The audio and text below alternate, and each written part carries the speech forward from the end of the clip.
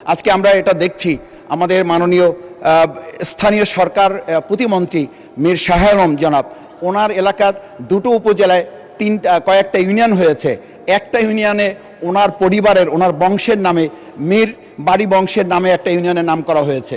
ওনার দুই সন্তানের নামে দিগন্ত এবং সীমান্ত দুই সন্তানের নামে দুইটা ইউনিয়নের নাম করা হয়েছে। এটা যদি বর্তমান সময়ের একটা পরিস্থিতি হয়, আমরা মাননীয় প্রধানমন্ত্রী ওনার পরিবারের সদস্যের নামে একটা প্রতিষ্ঠান করতে চাওয়া হয়েছিল, উনি নাকচ করেছেন, আমরা বাহাবা দিয়েছি। তা আমরা তো মনে করি প্রধানমন্ত্রী যেটা চান সেটাই তো ওনাদের হওয়ার কথা, কিন্তু প্রধানমন্ত্রীর হয় না, ওনাদের নিচ থেকে এটা হয়। এই যে আমাদের প্রভাব বলয় তৈরি করা, আমরা এখানে তো সংশোধনী পাশ করতে করতে অনেক সময় চলে গেছে শুধু নাম সংশোধন করতে, বিগত ফেসিস সময় যেগুলো হয়েছিল। বগুড়ার আমার নির্বাচনী এলাকা মোকামতলা উপজেলার দূরবর্তী দুটি ইউনিয়ন সৈয়দপুর এবং দেউলি ইউনিয়ন, এই দুটি ইউনিয়ন অনেক বড় ছিল।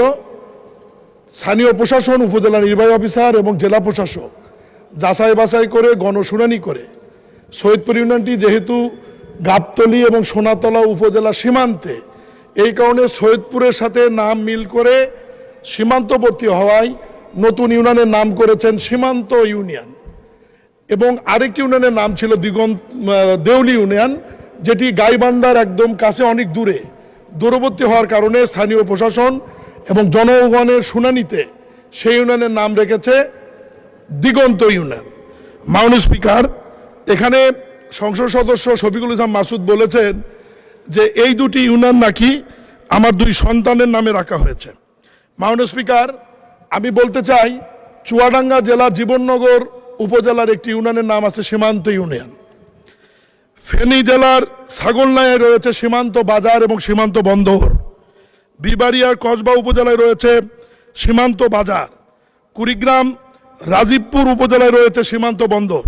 হবিগঞ্জ পৌরসভায় রয়েছে দিগন্ত নামে একটি ওয়ার্ড। সন্দ্বীপ উপজেলায় রয়েছে দিগন্ত সরকারি প্রাথমিক বিদ্যালয়। বান্দরবন চিম্বুকে রয়েছে দিগন্ত বাজার।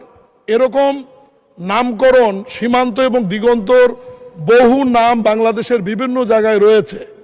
উনি কেন এর সঙ্গে আমার সন্তানদের নাম জড়িয়ে হলো? মিরাকিলে আমার সন্তানদের নামের সাথে মিলে গেছে ঠিকই, কিন্তু আমাদের সন্তানের নাম হচ্ছে আমার মীর সীমান্ত, মীর দিগন্ত। আমার যদি টেনশন থাকতো সন্তানের নামে করার, তাহলে তো আমি ইউনিয়নের নাম প্রশাসনকে বলতাম যে রাখেন মীর সীমান্ত, না হলে মীর দিগন্ত, কিন্তু নামের আগে তো মীর নাই। মাননীয় স্পিকার, আল্লাহ বাঁচাইছে যে মাননীয় সংসদ সদস্য বলেনি যে বিজেপির নির্মিত যে ব্যাংক সীমান্ত ব্যাংক লিমিটেড ওটা আমার ব্যাংক। মাননীয় স্পিকার, উনি দয়া করে যে বলেননি যে খুলনা থেকে পার্বতীপুরে যে ট্রেন যায় সীমান্ত এক্সপ্রেস, সেটিও আমার ট্রেন। মাননীয় স্পিকার, উনি যে দয়া করে বলেননি যে গুলশান একে যে দিগন্ত টাওয়ার রয়েছে, সেটিও আমার। মাননীয় স্পিকার, আমি বিরোধী দলের সংসদ সদস্যকে অনুরোধ করব, দিগন্ত টেলিভিশন আমার না। মাননীয় স্পিকার, দিগন্ত টেলিভিশন আমার না। আমি অনুরোধ করব যে কোনো বিষয়ের মধ্যে ব্যক্তিগত আক্রমণ করে তথ্য উপত্য না নিয়ে এটা না বলার জন্য আমি মাননীয় স্পিকার অনুরোধ করব তার এই বক্তব্যটি সংসদ থেকে এক্সপান্স করা হোক।